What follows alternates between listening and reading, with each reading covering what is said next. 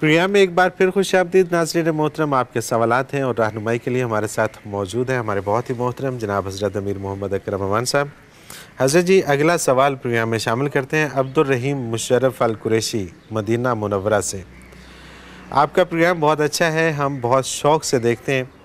یہ میں نے اس طرح سے لکھا, انہوں نے یہ شاید کوئی خان صاحب تھے اور انہوں نے اپنی اردو میں لکھا تھا. وہ کہتے ہیں میرا سوال یہ ہے کہ شرک اکبر اور شرک اصغر کس عمل سے واقع ہوتے ہیں؟ الحمدللہ رب العالمین والصلاة والسلام علی حبیبہ محمد وآلہ وصحبہ اجمعین. اعوذ باللہ من الشیطان الرجیم, بسم اللہ الرحمن الرحیم. میرے بھائی شرک ہے, اس میں اکبر کیا اور اصغر کیا. آپ کسی کو گولی مارتے ہیں, گولی ہے, نقصان کرے گی, چھوٹے بور کی ہو یا بڑے بور کی. بالکل صحیح. شرک شرک اکبر یہ ہے جیسے واضح بعض قومیں اللہ کے ساتھ شریک بنا لیتی ہیں. صحیح. جیسے اہل کتاب نے بھی عیسیٰ علیہ السلام کو اللہ کا بیٹا بنا لیا, یہودیوں نے عزیر علیہ السلام کو اللہ کا بیٹا بنا لیا. بالکل ٹھیک. تو بیٹا بنانے سے بیٹا باپ کی ہر صفت میں شریک ہوتا ہے. جو اوصاف باپ میں ہوتے ہیں وہ بیٹے میں ہوتے ہیں. بالکل ٹھیک. انسان کا بیٹا انسان ہے اور جن کا بیٹا جن ہے, جانور کا بیٹا جانور ہے. جو خصوصیات اس میں ہیں کم یا زیادہ اس میں بھی ہیں. یا بتوں کو اللہ کے ساتھ شریک کر لینا کہ جی یہ اللہ نے اس کے سپرد کر دیا, زندگی یہ دیتا ہے, یہ بت رزق دیتا ہے. یہ تو صاف, اسے شرک جلی بھی کہتے ہیں, واضح. صحیح. شرک اکبر بھی ہو گیا. دوسرا ایک شرک ہے جو ہم غیر شعوری طور پر بھی کر جاتے ہیں. کلمہ بھی پڑھتے ہیں, نمازیں بھی پڑھتے ہیں, لیکن امیدیں غیر اللہ سے وابستہ کرتے ہیں. بالکل صحیح. ہمیں توقع ہوتی ہے کہ فلاں قبر پر دیگ چڑھائیں گے تو یہ کام ہو جائے. صحیح. اگر صحیح طریقہ ہم کرتے تو ہم سمجھتے ہیں کہ یہ کوئی ولی اللہ کی قبر ہے تو اس پر جائیں, بیٹھیں, اس جگہ برکات ہوں گی, دعا اللہ سے کریں. بے شک. یہ فرق ہو سکتا ہے جیسے ہم جہاں دعا کریں یا مسجد میں جا کر کریں تو جگہ بدلنے سے برکات میں فرق پڑ جائے گا. اسی طرح روضہ اطہر پہ جا کے کریں تو اور بات ہوگی, لیکن روضہ اطہر پہ بھی مانگیں گے اللہ سے. بالکل ٹھیک. یہ جو ہمارے نعت خانوں نے رواج ڈال دیا ہے نا حضور اکرم صلی اللہ علیہ وسلم سے مانگنے کا, یہ بڑا ہی غلط رواج ہے. صحیح. حضور اکرم صلی اللہ علیہ وسلم نے تو سکھایا ہے کہ ہر چیز اللہ کی راہ میں دو. صحیح. بالکل صحیح. دینے پہ زندگی کا مدار ہے, لینے پہ نہیں. اللہ اکبر. تو بارگاہ رسالت مآب میں جا کر آپ صرف درود شریف پڑھ لیں تو ساری دعائیں آ گئی.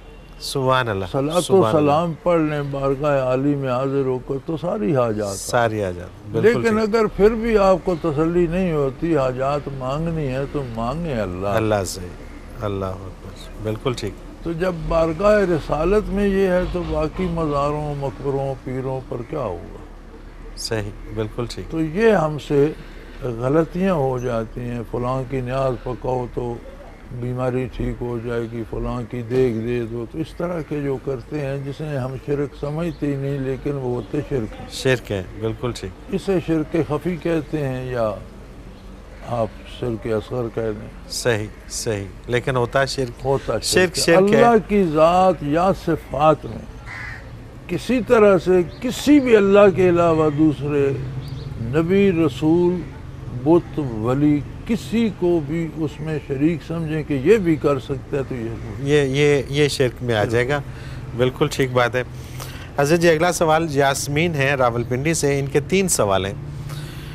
پہلا ہے کہ اگر حافظ قرآن کو قرآن پاک بھول جائے اور عمر بھی زیادہ ہو, یاد کرنے کی کوشش کے باوجود یاد نہ ہو تو کیا کیا جائے؟ اس کا پہلے جواب دے دیجیے پھر میں. گزارش یہ ہے جی, قرآن کریم کو یاد کر کے بھولنا بہت سنگین جرم ہے. ٹھیک ہے. بھولتا اس لیے ہے کہ بندہ لاپرواہی کرتا ہے, منزل نہیں پڑتا, ادھر توجہ نہیں دیتا, برسوں نہیں دیتا, بھول جاتا ہے, اور یہ بہت بڑا جرم ہے. اور علماء فرماتے ہیں کہ جسے یہ خدشہ ہو کہ یاد کر کے بھول جاؤں گا وہ حفظ نہ کرے بلکہ ترجمہ تفسیر اس طرف توجہ دے، وہ بھی تو قرآن ہی ہے۔ بالکل صحیح، بالکل ٹھیک ہے۔ بجائے حفظ کرنے کے ترجمہ یاد کرے، تفسیر یاد کرے، اس کی فضائل دیکھے، اور اگر بھول گیا ہے، یاد کر لیا تھا بھول گیا تو اب اس کے ذمہ ہے کہ یاد کرتا رہے، خواہ ہو یا نہ ہو۔ ٹھیک ہے، وہ تو عمر کا تقاضا ہے، بالکل جانے ٹھیک، مل ہے، لیکن یہ چھوڑے نہیں، یاد کرتا رہے۔ بالکل صحیح، الف لام میم سے لگے سورہ فاتحہ سے لگے والناس تک والناس یاد تک، کرتا بالکل چلا ٹھیک، جائے، پھر شروع کر دے تو اللہ صحیح، کریم معاف معاف فرمانے والا ہے، بالکل ٹھیک ہے۔ دوسرا ان کا سوال ہے کہ قطع تعلق سخت گناہ ہے، مگر انسان کا اگر کسی سے ملنے کو جی نہ چاہے عزیز و اقارب میں تو پھر کیا کرے؟ نہیں ہوتا ہے، قطع تعلق بھی ہوتا ہے، ناراضگی وہاں ہوتی ہے جہاں کچھ بندے کو امید ہو، دعویٰ ہو، محبت ہو، بالکل صحیح، وہاں ناراضگی، دشمن سے ناراض ہونے کا تو کوئی کوئی تصور نہیں ہے، بالکل ٹھیک بات ہے، لیکن ہر چیز کی لمیٹیشن ہے، حدود ہے۔ صحیح، بالکل صحیح، ہو سکتا ہے آپ خفا ہو گئے، میاں بیوی 2 دن نہ بولیں، آپس میں کیا فرق پڑتا، لیکن بالآخر رشتہ تو نہیں ٹوٹا۔ صحیح، ایک دن میں غصہ اتر جائے گا، 2 میں اتر جائے گا، باہر تو بالکل ٹھیک، زندگی تو مل کے گزارنی ہے۔ تو صحیح، یہ جو ہم اصل انتہا پسند ہو گئے ہیں، ہم اگر دوستی بھی کرتے ہیں تو آخری انتہاؤں تک، اور ناراضگی بھی کرتے ہیں تو دشمنی تک چلے جاتے دشمنی ہیں۔ تک چلے جاتا ہے، بالکل صحیح، درمیان میں ایک راستہ ہے اعتدال کا، بالکل ٹھیک، اس میں ہو سکتا ہے کچھ دن آپ کی بول چال کسی دوست سے، کسی بھائی سے، کسی رشتہ دار سے، میاں بیوی کی آپس میں رک جائے، کوئی حرج نہیں، پھر رجوع کر لیں، پھر شروع کر صحیح، لیں۔ صحیح، ایک دن میں غصہ اتر جائے گا، 2 میں، 3 میں، آخر کیا حرج ہے؟ بالکل صحیح، یہ بات پختہ ذہن نشین ہو کہ جن لوگوں کے ساتھ جن کے حقوق ہیں، والدین ہیں، اولاد ہے، بہن بھائی، رشتہ دار ہیں، پھر قوم ہے، ملک ہے، ان کے حقوق ہیں ہم پر، صحیح، ہم ناراض ہو کر ان حقوق سے بری نہیں ہو سکتے۔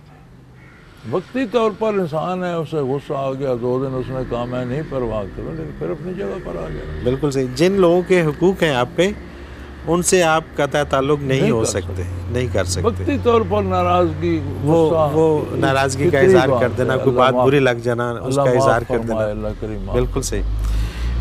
انہی کا یاسمین راول پنڈی سے جو ہے، انہی کا تیسرا سوال ہے کہ غیبت اور چغل خوری، اس سے متعلق کیا احکامات ہیں اور ان میں فرق کیا ہے؟ غیبت یہ ہے کہ آپ کسی کے عدم موجودگی میں اس کے عیب گنوائیں، ٹھیک ہے، اور واقعی وہ عیوب اس میں ہوں، ٹھیک ہے، اس کو غیبت کہتے ہیں۔ ایک جو بندہ جھوٹ بولتا ہے یا چوری کرتا ہے یا دھوکہ، کوئی غلط کام کرتا ہے اور وہ سچ ہے، تو اس کی پیٹھ پیچھے آپ لوگوں میں وہ بات کرتے ہیں، یہ غیبت ہے۔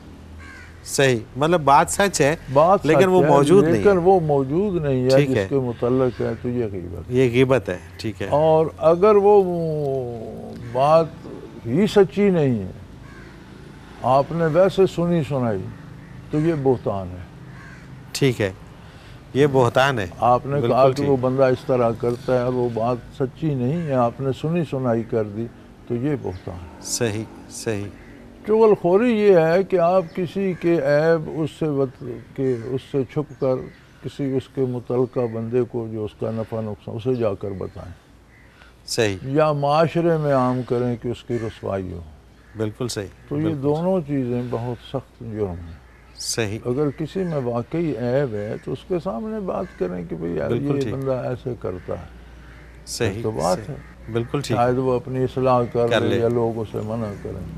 تو عیب ہو اور پشت پیچھے بیان کیا جائے تو یہ غیبت ہے، اس میں عیب ہی نہ ہو اور بندہ بیان کرے تو یہ بہتان ہے۔ اور چغل خوری یہ ہے کہ کسی کی کمزوریاں آپ اس کے متعلقہ لوگوں کو جا کر یا عوام کو جا کر بتائیں، جیسے اس کی رسوائی ہو، جس سے اس کی رسوائی ہو، تو یہ سارے عمل سخت منع ہے، سخت منع ہے۔ سیدھی بات ہے اسلام میں، جو بات ہے اس کے سامنے کرو، شاید اس کی اصلاح ہو جائے، یا آپ کے پاس، چونکہ نبی صلی اللہ علیہ وسلم کا ارشاد ہے کہ انسان کے جھوٹا ہونے کے لیے اتنا کافی ہے کہ جو سنے وہ آگے بیان کر دے، بالکل ٹھیک، بلا تحقیق۔ انسان کے جھوٹا ہونے کے لیے یہ کافی ہے کہ جو بات سنی آگے بیان کر دے، اچھا، جو سنی آگے آگے بیان بیان کر دی، اس کی تصدیق نہیں کی تو اس کے جھوٹ ہونے کے لیے یہی کافی ہے۔ اللہ اکبر۔ کہ وہ اور یہ تو اکثر ہوتا ہے، ہوتا ہی ہے۔ اس کو آپ نکال دیں تو پیچھے سچ رہ جائے پیچھے۔ اللہ اکبر۔ حضرت جی آخری سوال وقفے سے پہلے شامل کرتے ہیں آصف بہاولپور سے۔ یہ سوال پہلے بھی ہم شامل کر چکے ہیں، لیکن میں چاہتا ہوں کہ جلدی سے آپ تھوڑا سا اس میں ان کی بھی رہنمائی کر دیجئے۔ وضو کے بغیر قرآن پاک کو چھوا جا سکتا ہے؟ قرآن پاک کو پڑھنے کے لیے ارشاد ہوا ہے لا یمسہ الا المطہرون، یعنی بغیر طہارت کے اسے کوئی مس نہیں، اور یہ آیہ کریمہ فرشتوں کے حق میں ہے۔ صحیح۔ یعنی قرآن لوح محفوظ میں ہے اور وہاں اسے بغیر فرشتوں کے یا پاکیزہ وجودوں کے کوئی نہیں چھو سکتا۔ بالکل ٹھیک ہے۔ اب مطہرون کا جو علماء نے لکھا تو انہوں نے ہماری تمام متقدمین کی کتابوں میں طہارت ہی کا ذکر ہے۔ ٹھیک ہے۔ یہ تو جب ہم نے اردو میں لکھا تو طہارت کا ترجمہ وضو کر دیا۔ بالکل ٹھیک۔ طہارت کیا ہے تو قرآن کریم فرماتا ہے کہ جہاں مسجد قباء کا ذکر ہے تو وہاں ارشاد ہے کہ وہاں جو لوگ ہیں وہ متطہر ہیں، واللہ یحب المتطہرین، کہ وہ ہر وقت طہارت میں رہتے ہیں اور اللہ طہارت میں رہنے والوں سے محبت کرتے ہیں۔ بالکل تو ٹھیک۔ نبی کریم صلی اللہ علیہ وسلم نے ان لوگوں سے پوچھا، اہل قباء سے جو مسجد قباء کے نمازی تھے، کہ تم کیا کرتے ہو، تمہیں اللہ نے متطہرین کہا؟ انہوں نے کہا جی ہم جب بھی رفع حاجت کے لیے جاتے ہیں تو ہم استنجا پانی سے کرتے ہیں۔ صحیح، بالکل ٹھیک۔ تو اس کا مطلب جو میں سمجھتا ہوں اور جس پر میرا عمل ہے کہ پانی سے طہارت کی ہوئی ہو تو قرآن کریم کو چھو بھی سکتے ہیں، پڑھ بھی سکتے ہیں۔ بالکل ٹھیک۔ اور اگر آپ نے رفع حاجت کیا اور مٹی کے ڈھیلے سے یا ٹشو سے یا کسی چیز سے تو طہارت تو ہو گئی، لیکن وہ اس زمرے میں نہیں آئے گی کہ آپ قرآن کو چھوئیں یا پڑھیں۔ بالکل ٹھیک۔ پانی سے کر لی تو پھر آپ چھو سکتے ہیں۔ پھر آپ چھو سکتے ہیں۔ بالکل ٹھیک ہے۔ طہارت ہو گئی۔ اب یہ طہارت ہے، اردو جن لوگوں نے ترجمہ کیا انہوں نے ترجمہ وضو لکھ دیا، جو میرے خیال میں صحیح نہیں ہے۔ بالکل اور صحیح۔ لوگوں کو قرآن سے دور کرنے کا سبب بن گیا۔ ٹھیک ہو گیا۔ عزیز جی ایک وقفے پہ جانا ہے۔ ناظرین محترم، اگر آپ بھی اس پروگرام میں اپنا کوئی سوال ہمیں بھیجنا چاہیں تو اسکرین پہ ہمارا نمبر موجود ہے، نوٹ فرما لیجئے 0333495521، اور اسی طرح سے اگر ہمیں میل کرنا چاہیں تو ای میل ایڈریس بھی اسکرین پہ موجود ہے، questions@almurshid.tv۔ کوئی بھی آپ کا سوال ہو، کسی بھی قسم کا ہو، اس پروگرام میں ضرور بھیجیے اور آپ کا سوال ہم اس پروگرام میں ضرور شامل کریں گے، حضرت جی سے رہنمائی لیں گے۔ ایک مختصر سا کمرشل بریک لیتے ہیں، اس کے بعد دوبارہ حاضر ہوتے ہیں، ہمارے ساتھ رہیے گا۔